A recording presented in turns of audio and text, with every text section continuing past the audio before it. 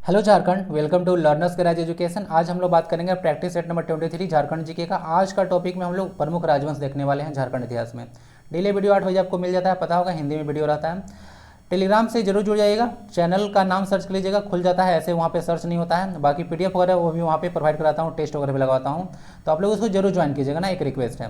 बाकी पेपर 1 का आप लोग कोर्स मैं जल्दी लॉन्च करने वाला हूँ। बहुत लोगों को पेपर 1 में प्रॉब्लम हो रही है। पेपर 1 तो आपका सीढ़ी है, वहाँ अगर पास नहीं कीजिएगा तो बाकी तो पेपर कोई महत्व रह नहीं जाता है। तो इसको ज्वाइन कीजिएगा, जल्दी उसको लॉन्च करूँगा और इन्फॉर्मेशन प्रोवाइड करा दूंगा।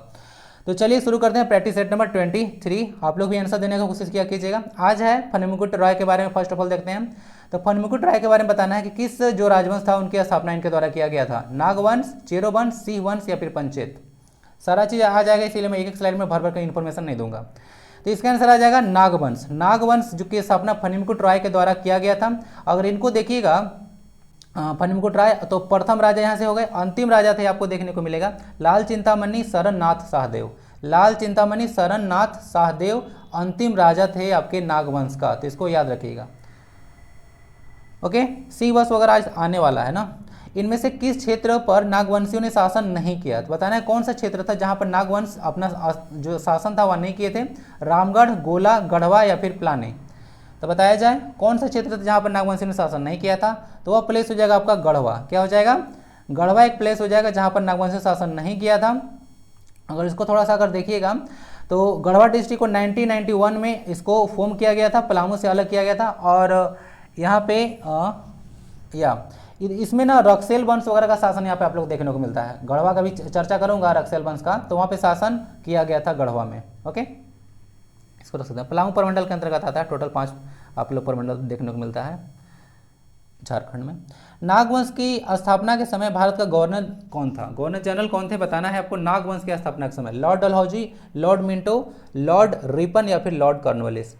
तो बताया जाए इसका आंसर। देखिए इसका आंसर हो जाएगा लॉर्ड कॉर्नवालिस। लॉर्ड कॉर्नवालिस को आप लोग क्या किस नाम से जानते हैं? लॉर्ड कॉर्नवालिस को आप लोग जानते हैं परमानेंट सेटलमेंट के लिए। परमानेंट सेटलमेंट के लिए इनको याद करते हैं। 1793 में इनको परमानेंट सेटलमेंट यानी कि अस्थायी बंदोबस्त किया गया था। रैयतवाड़ी सिस्टम कहाँ पे किया गया था? बता सकते हैं क्वेश्चन। रैयतवाड़ी सिस्टम जो है से कहाँ लगाया गया था? तो पर देख सकते हैं परमानेंट सेटलमेंट है से इनके द्वारा किया गया था। बाकी लॉर्ड रिपन के बारे में थोड़ा सा याद रख सकते हैं इनको। आप लोग इनको father of local self government बोलते हैं। क्या बोलते हैं? Father of local self government. और लॉर्ड डलहौजी को बोला जाता है मेकर ऑफ मॉडर्न इंडिया। बहुत सारा चेंज किए थे, जैसे कि इनके टाइम में आप लोग देखे होंगे रेलवे वगैरह चलाया गया था। ठीक है, रेलवे का मतलब याद है ना आपको 1853 वगैरह में। 1848 से लेकर 56 तक इनका टाइम पीरियड रहा था। तो बहुत सारा काम हुआ था। आंसर लॉर्ड डलहौजी होगा। नागवंश के स्थापना के समय लॉर्ड कॉर्नवालिस थे गवर्नर जनरल।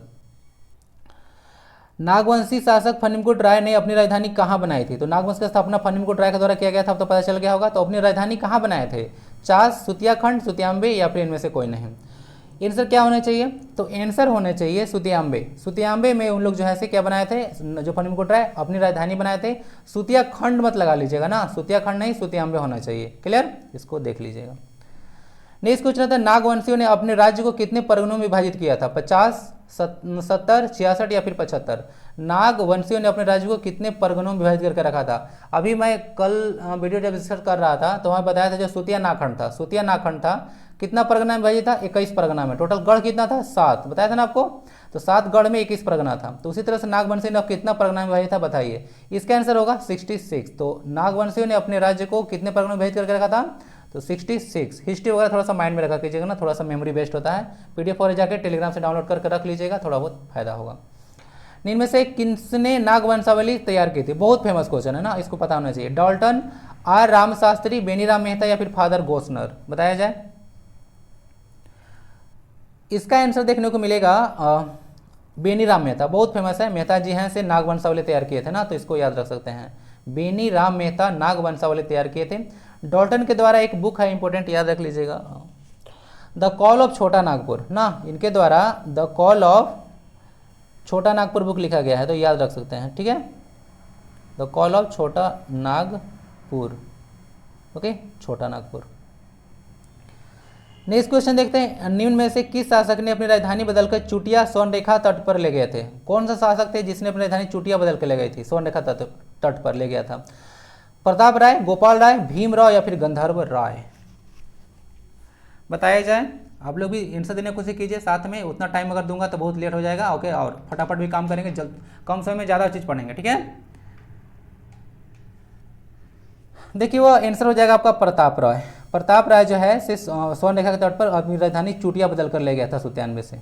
ओके, चलिए नेक्स्ट क्वेश्चन आता है, नागवंशियों ने निम्न में से किस उपाधि धारण की थी? नागवंशियों ने निम्न में से किस उपाधि धारण की थी? तो कौन सा उपाधि धारण किया था? कर्ण, गंधर्व, महाराज धीराज या फिर इनमें से कोई नहीं? क्या आंसर होना चाहिए? आंसर होना चाहिए कर्ण। क्या होना चाहिए? आंसर कर्ण होना चाहिए। आप लोग को पता होगा भीमकर्ण वगैरह भी नाम आप लोग सुने होंगे, पता है ना। तो भीमकर्ण वह थे जो कर्ण को उपाधि धारण किए थे। तो फर्स्ट ऑफ ऑल भीमकर्ण ही आए थे। क्या आए थे?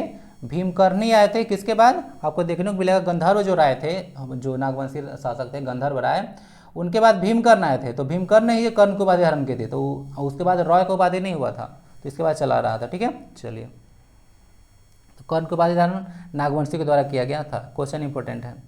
नेक्स्ट क्वेश्चन देखते हैं, क्वेश्चन 9, तुर्क शासक बख्तियार खिलजी के आक्रमण के भय से किसने राजधानी परिवर्तित किया था? गोपाल राय, गंधर्व राय, गोपाल राय, मेदिनी राय। फिर से वही ऑप्शन, एक ऑप्शन जो आंसर है इसमें तो है ही नहीं।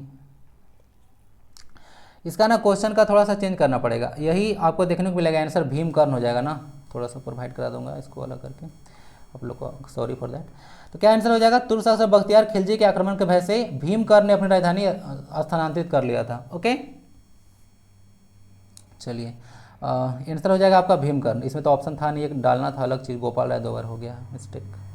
क्वेश्चन 10 देखते हैं, निम्न में से कौन सा वंश राजपूत वंश था? रक्सैल वंश, चेरो वंश, मान वंश या फिर क्योंझर वंश?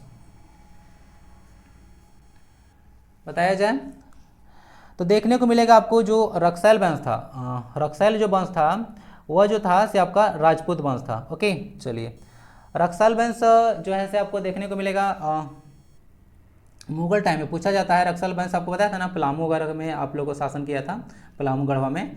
तो जिस समय मुगल आक्रमण हुआ था उस समय रक्सैल वंश ही था। क्या था? जिस समय आक्रमण हुआ था मुगल काल का झारखंड में, उस समय रक्सैल वंश का पलामू में शासन था। तो इसको थोड़ा सा याद रख सकते हैं। रक्सैल वंश का 2 शाखा बन गया था। रक्सैल वंश का 2 शाखा बन गया था, एक पलामू में बना था, एक गढ़वा में बन गया था। ओके, तो जो पलामू में है वो कुड़ेलवा में था, पलामू में कुड़ेलवा में था, और जो गढ़वा था उसमें देवगन था ना। कभी कभी इसे पूछते हैं क्वेश्चन। ओके, गढ़वा में देवगन, पलामू में कुड़ेलवा, रक्सैल वंश का था। बाकी क्योंझर वंश आपको सिंहभूम क्षेत्र में देखने को मिलता है ना, सिंहभूम क्षेत्र में देखने को मिलेगा। नेक्स्ट क्वेश्चन देखते हैं, पलामू क्षेत्र में पहुंचने पर रक्सैल वंश कितनी शाखाओं में बट गया था? मुझको लगता है क्वेश्चन को डिस्कस पीछे नहीं करना चाहिए था। तो पलामू क्षेत्र में पहुंचने पर रक्सैल वंश जो है 2 शाखाओं में बट गया था। अभी मैं बता दिया आपको कहाँ पे, एक गढ़वा में बना था, एक पलामू में। ओके, गढ़वा में क्या था? गढ़वा में देवगन था, गढ़वा में देवगन, और पलामू में कौन सा रह गया था? पलामू में रह गया था कुड़ेलवा में ना, 2 जगह पे बट गया था। ओके, चलिए क्वेश्चन 12 देखते हैं, कुड़ेलवा में किस राजवंश का शासन था? बताया जाए, सिंह वंश, चेरो वंश, रक्सैल वंश या मान वंश? घूम फिर के क्वेश्चन सारा वही आ रहा है, पहले बताना नहीं चाहिए था। आंसर क्या होना जाएगा? आंसर हो जाएगा रक्सैल वंश। ओके, तो रक्सैल वंश में कुड़ेलवा में रक्सैल वंश का शासन था। कुड़ेलवा कहाँ पड़ेगा? पलामू में। देवगन कहाँ पड़ेगा? गढ़वा में। सारा याद रख लीजिएगा। पलामू के जपला क्षेत्र में किस राजवंश ने अपना शासन स्थापित किया था? ढाल वंश, चेरो खरवार वंश, मान वंश या फिर सिंह वंश? तो पलामू के जपला क्षेत्र में, जपला जो है सीमेंट फैक्ट्री वगैरह पहले था, तो देखिए वहाँ पे ना चेरो खरवार वंश वहाँ पे आप लोग को देखने को मिलेगा पलामू के जपला में। ओके, पलामू के जपला में या पलामू प्रमंडल है, जिसका हेडक्वार्टर आपको डाल्टन में देखने को मिलेगा ना, जिसका अब आधुनिक नाम क्या हो चुका है, अब जो वर्तमान में नाम जो है वह हुआ है मेदिनी नगर। ओके, राजा मेदिनी राय, पता है ना मेदिनी राय क्या किए थे? पलामू किला बनाए थे। ओके, और जो साबर किला वो गोपाल राय बनवाए थे। चेरो वंश, चेरो खरवार राजवंश जनजाति सबसे प्रतापी राजा कौन था? चेरो जो खरवार राजवंश देखते रहे हैं उस जनजाति का सबसे प्रतापी राजा कौन थे? भीम धवल खरवार, सुरेश धवल प्रताप धवल खरवार या फिर इनमें से कोई नहीं? तो बताया जाए कौन थे चेरो खरवार राजवंश की जनजाति का सबसे प्रतापी राजा, आपको बताना है। देखिए इसका आंसर हो जाएगा आपको प्रताप धवल खरवार। प्रताप धवल खरवार जो हैं सबसे प्रतापी राजा थे, तो इसको याद रख सकते हैं, पलामू साइड में देखने को जो मिला था। तिलैत, ताराचंडी और फुलवारी जो शिलालेख है किस वंश से संबंधित है? रक्सैल वंश, मान वंश, चेरो खरवार या फिर पंचेत वंश? तो जो तिलैत, ताराचंडी सब देखने को मिल रहा है, फुलवारी वगैरह, वो सब शिलालेख चेरो खरवार से संबंधित है। किससे? चेरो खरवार से संबंधित है, इसको याद रख सकते हैं। क्वेश्चन नंबर मूव करते हैं क्वेश्चन नंबर 16 पे। नेक्स्ट क्वेश्चन देखते हैं, दक्षिण भारत से पलामू क्षेत्र में उरांव जनजाति के साथ किस जनजाति ने प्रवेश किया था? तो बताना है कि उरांव जनजाति के साथ। उरांव जनजाति के बारे में कहा जाता है कि ये लोग दक्षिण भारत से आए थे और इनकी भाषा उरांव है, आपको पता होगा। जो उड़ी जो कुड़ुक है ना, जो भाषा इनका, वह द्रविड़ परिवार से बिलोंग करता है और द्रविड़ आपको साउथ इंडिया में देखने को मिलता है। तो उरांव जनजाति का जो भाषा है परिवार, वो बोला जाता है कि द्रविड़ परिवार से है और इन लोग साउथ इंडिया से आकर बसे थे। और मुंडा जनजाति के बारे में कहा जाता है कि इन लोग तिब्बत से आए थे। कहाँ से आए थे मुंडा जनजाति? तिब्बत से ना, तिब्बत से। तो इसको याद रख सकते हैं। बाकी बोला जा रहा है, क्वेश्चन में कहा जा रहा है कि जो उरांव जनजाति है वह उसके साथ, उरांव जनजाति का जब प्रवेश हुआ था यहाँ पे हुआ था, तो उसमें पलामू में उन लोग के साथ कौन आए थे? ब्रेजे जनजाति, महार जनजाति या फिर गोंड या फिर खोंड? यह महार ऐसे होना चाहिए ना। चलिए, तो देखिए इसका आंसर होगा महार जनजाति, महार जनजाति। तो महार जनजाति देखने को मिलेगा जो है से यहाँ से, जो है से आप लोग को जो है से प्रवेश किया था उरांव जनजाति के साथ, ओके, दक्षिण भारत से। तो इसको याद रख सकते हैं। बाकी दो चीज़ याद रख लीजिएगा, उरांव जनजाति दक्षिण भारत से आया है, मुंडा जनजाति तिब्बत से आया है, क्वेश्चन आता है ना। चलिए, आंसर हो गया महार जनजाति। झारखंड में सबसे ज़्यादा जो देखने को मिलेगा आपको, जो जिस कास्ट का संख्या है वह है आपका यादव जी, ठीक है, यानी कि जो ग्वारा जनजाति का लोग देखते हैं वो आपके हैं, ठीक है। तो सबसे ज़्यादा यादव लोग हैं। अहिर जनजाति अहिर जाति बोल सकते हैं आप लोग। हजारीबाग और मानभूम क्षेत्र पर किस वंश का शासन था? रक्सैल वंश, नाग वंश, चेरो खरवार वंश या फिर दो बार ऐसे कैसे ऑप्शन आज हो जा रहा है? इतना गड़बड़ नहीं होना चाहिए।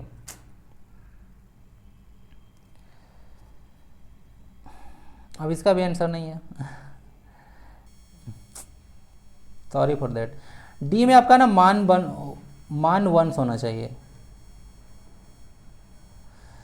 तो इसका आंसर हजारीबाग और मानभूम क्षेत्र पर मान जो वंश था उसका शासन था। नेक्स्ट क्वेश्चन पूछते हैं, मान वंश की जो जानकारी के स्रोत है गोविंदपुरा का शिलालेख जो कि धनबाद में है, तो किस कवि द्वारा लिखित था? बताया जाए किस कवि द्वारा लिखित था? गोविंदाचार्य, माधवाचार्य, गंगाधर या फिर रघुवीर सहाय? आंसर होगा गंगाधर। गंगाधर के द्वारा यह जो है आपको गोविंदपुरा का जो शिलालेख है देखने को मिलेगा। धनबाद एक बहुत फेमस जगह है ना, आपको बताया था ना, इसके में याद रख लीजिएगा बहुत सारा चीज़। यहाँ पे एक पंचेत डैम है ना, पंचेत डैम देखने को मिलेगा आपको दामोदर रिवर पे। और एक देखने को मिलता है बराकर डैम ना, जो एक मतलब मैथन डैम है बराकर नदी पे, ओके। अब बराकर जो है ना से दामोदर रिवर का जो है एक सहायक नदी है, याद रख सकते हैं। किस जनजाति ने मान वंश राजाओं के अत्याचार से पंचेत क्षेत्र में पलायन किया था? सबर, बिरहोर, बथुड़ या फिर असुर जनजाति? तो देखने को मिलेगा जो सबर जनजाति थी ना, जो सबर जनजाति थी वह जो है से मान वंश के राजाओं के अत्याचार से इन लोग पलायन कर गया था पंचेत क्षेत्र में। सबर जनजाति आंसर हो जाएगा। क्वेश्चन 20 देखते हैं, बागदेव सिंह ने किस राज्य की स्थापना की थी? बागदेव सिंह के द्वारा बोला जा रहा है, रामगढ़, सिंहभूम, पलामू या पंचेत? देखिए बागदेव सिंह के द्वारा जो है आपको रामगढ़ राज्य की स्थापना किया गया था। रामगढ़ और जो खुट्टी है सबसे लेटेस्ट जिले झारखंड में 2007 में दोनों बनाए गए थे। क्वेश्चन 21 देखते हैं, किस राज्य के शासक के बारे में कहा जाता है कि ये पहले नागवंशी राजाओं के सामंत थे? सामंत समझते हैं? सामंत उनको बोला जाता है जिनके पास बहुत ज़्यादा जमीन रहता है, बहुत ज़्यादा जमीन रहता है, उनको सामंत बोलते हैं। तो किस राज्य के शासकों के बारे में कहा जाता है कि वो पहले नागवंशी के जो है सामंत थे? सिंहभूम, रामगढ़, हजारीबाग या फिर रोहतासगढ़? क्या हो रहा है इस ऑप्शन में? हाँ ठीक है, मतलब हो रहा है, सही है। किस राज्य के शासक के बारे में, राज्य का नाम बताना है। कहा जाता है कि वे पहले नागवंशियों के जो सामंत थे। सिंहभूम के बारे में रामगढ़, हजारीबाग या फिर रोहतासगढ़? तो देखिए आपका आंसर हो जाएगा रामगढ़। क्या होगा? Ramgarh, option number B. तो ये जो रामगढ़ के बारे जो शासक थे वो किसके सामंत थे? नागवंशी के शासक थे। नेक्स्ट क्वेश्चन आता है क्वेश्चन नंबर 22। रामगढ़ राज्य की राजधानी कहाँ थी? तो रामगढ़ राज्य की राजधानी जो थी आपको सिसिया देखने को मिलेगा, सिसिया। तो यही क्वेश्चन था कुछ आज नागवंश के बारे में, और कुछ वंश के बारे में आपको जानकारी मिला होगा और आगे भी यह सीरीज चलता रहेगा। तो चलिए यहाँ तक आते हैं, ये जरूर लिख दें और बाकी सुबह का वीडियो भी आप लोग जरूर एंजॉय किया कीजिए और शाम को तो 8 बजे फिक्स रहता ही है। स्वस्थ रहें, मस्त रहें, पढ़ाई लिखाई में व्यस्त रहें। मिलते हैं नेक्स्ट वीडियो में। वंदे भारतम।